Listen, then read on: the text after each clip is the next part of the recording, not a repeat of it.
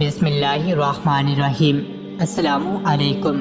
روزانہ واقعات سننے کے لیے اس چینل کو سبسکرائب کریں۔ حضرت سیدنا سری بن یحییٰ رحمۃ اللہ علیہ سے مروی ہے کہ ایک شخص خراسان سے بصرہ آیا اور وہیں رہنے لگا۔ اس کے پاس 10,000 درہم تھے۔ جب حج کا پربہار موسم آیا تو اس خراسانی نے اپنی زوجہ کے ساتھ حج پر جانے کا ارادہ کیا۔ اب یہ مسئلہ درپیش ہوا کہ یہ 10,000 درہم کس کے پاس امانت رکھے جائیں۔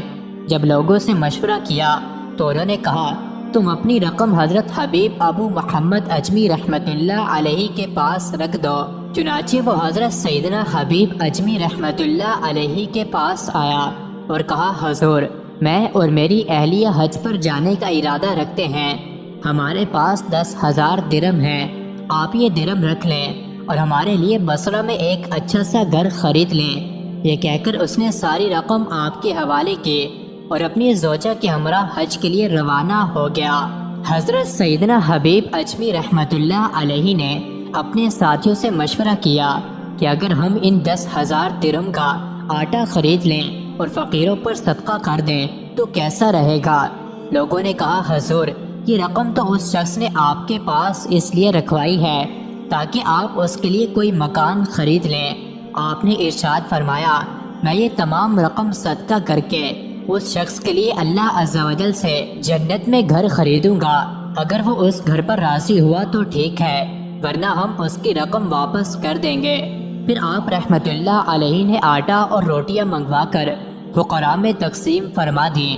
جب وہ خراسانی حج کر کے بصرہ واپس آیا تو حضرت سیدنا حبیب اجمی رحمت اللہ علیہ کے پاس حاضر ہو کر عرض کی، اے ابو محمد، میں نے آپ کے پاس 10,000 درہم رکھوائے تھے کہ آپ میرے لیے مکان خرید لیں۔ اگر آپ نے مکان نہیں خریدا تو میری رقم مجھے واپس کر دیں تاکہ میں خود کوئی مکان خرید لوں۔ حضرت سیدنا حبیب اجمی رحمت اللہ علیہ نے فرمایا، اے میرے بھائی، میں نے تیرے لیے ایسا شاندار گھر خریدا ہے جس میں بہت عمدہ محل، نہریں، میوے اور پھلدار درخت ہیں۔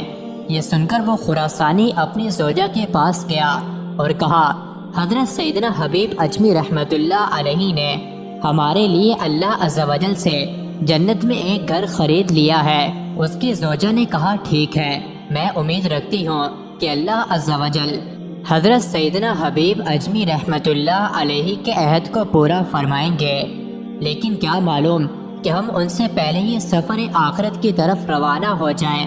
تم ایسا کرو کہ حضرت حبیب اجمی رحمت اللہ علیہ سے ایک رقعہ لکھوا لو کہ وہ ہمیں جنت میں ایک گھر دلوانے کے ضامن ہیں۔ چنانچہ وہ آپ رحمت اللہ علیہ کے پاس آیا اور کہا، اے ابو محمد، آپ نے جو گھر ہمارے لیے خریدا ہے وہ ہمیں قبول ہے، آپ ہمارے لیے رقعہ لکھ دیں کہ آپ جنت میں گھر دلوانے کے ضامن ہیں۔ فرمایا ٹھیک ہے، رقعہ لکھ دیتا ہوں۔ پھر آپ نے اس طرح رقعہ لکھا، بسم اللہ الرحمن الرحیم۔ یہ ضمانت نامہ ہے اس بات کا کہ حبیب ابو محمد نے اپنے رب سے فلاں خراسانی شخص کے لیے 10,000 درہم کے عوض جنت میں ایک ایسا گھر خریدا ہے جس میں محلات، نہریں اور پھلدار درخت ہیں۔ اللہ عز و جل کے ذمہ کرم پر ہے کہ فلاں شخص کو ایسی صفات سے متصف گھر دے کر حبیب اجمی کو اس کے عہد سے بری کر دے۔ خراسانی وہ رقعہ لے کر خوشی خوشی اپنے گھر آیا۔ ابھی اس واقعے کو 40 دن ہی ہوئے تھے کہ وہ بیمار ہو گیا۔ اس نے اپنی زوجہ کو وصیت کی کہ جب مجھے غسل دے کر کفن پہنایا جائے تو یہ رقعہ میرے کفن میں رکھوا دینا۔ حسب وصیت رقعہ اس کے کفن میں رکھ دیا گیا۔ دفنانے کے بعد لوگوں کو اس کی قبر پر ایک پرچہ ملا جس پر لکھا تھا، یہ حبیب اجمی کے لیے اس گھر کا برات نامہ ہے جسے اس نے فلاں شخص کے لیے خریدا تھا۔